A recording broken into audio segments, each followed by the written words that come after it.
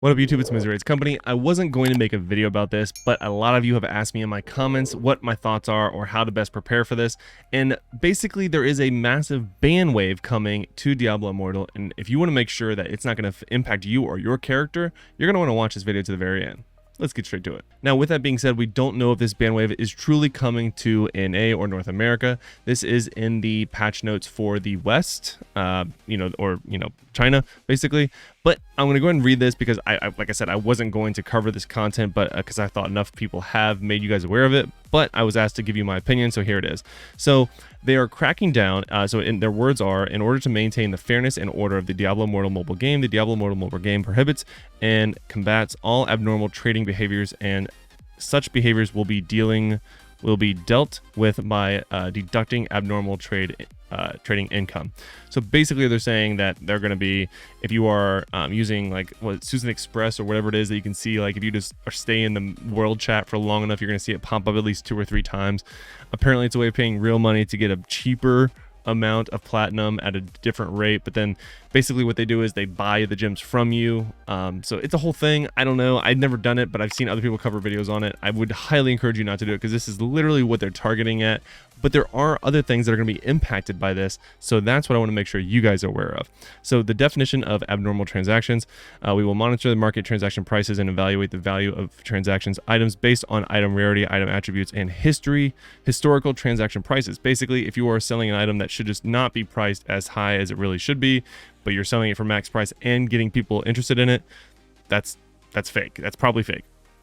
Transactions that exceed the normal value range are abnormal transactions. At the same time, we also monitor the source of the transaction platinum cost. If the transaction platinum coins come from abnormal channels, such as platinum coins obtained directly or indirectly through illegal activities such as a small account hacking and a third-party charging, we will also be regarded as abnormal transactions. Example: transfer platinum coins by in-game item trade at prices significantly above or below market prices. For example, the market price of a legendary gemstone of a certain star is basically 30 to 50k coins in the server. If someone trades it for 100 or even 200k, it is obviously an abnormal transaction. This person will face punishment.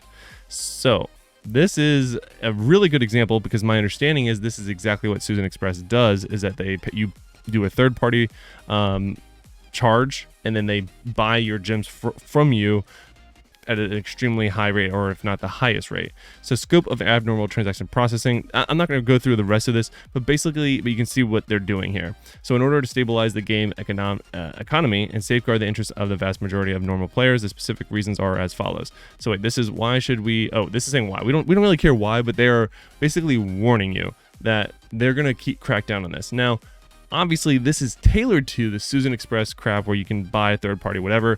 But who could this impact? We know for sure that you are allowed to trade legendary gems between on the same account between different characters. You can have as many ults on the same Battle.net account as you want and sell or buy gems from each character in order to help your platinum gain. Diablo Immortal did confirm this. He is a partnered he's part of the Diablo Partner Program.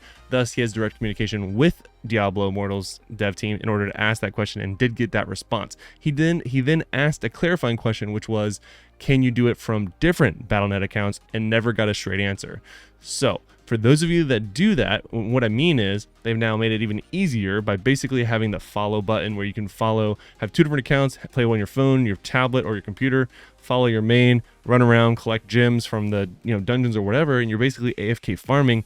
That could be accounted for here when it talks about such as creating a small account. They consider it, and the next word is hacking. They literally consider this one and the same.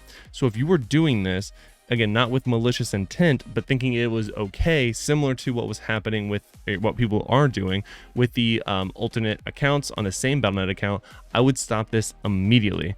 And because the worst thing you could do is lose all of that progress, all of that money that you put into the game, just all of the time and effort. That's such a waste, and I would hate to see that happen to any of you guys, my viewers and my community. So please, if you're doing that, stop doing it now. And I mean, this is just my suggestion. You don't have to do what I say, but if I was in a situation where I was doing this, again, without malicious intent, just thinking that this was okay, I would delete the smaller account. I want to make it abundantly clear to whatever robot or script that they're running that this was not my intent. So you don't have to do that, but I would definitely, if it was me, I would be deleting my smaller account. I want nothing to do with it. I want my main account to stay intact, but hey, that's just me. Don't come at me in the comments. I'm just giving you my opinion, which is what y'all asked for. Let me know what you guys think in the comments below. Is there any other, I would say, non-illegal activities that could be, unfortunately, sort of caught in the umbrella of this script that they're going to be running? Because obviously it's not a manual process. It's going to be a computer doing it and or a script. So let me know what you guys think in the comments below. And until next time, guys, lock it in.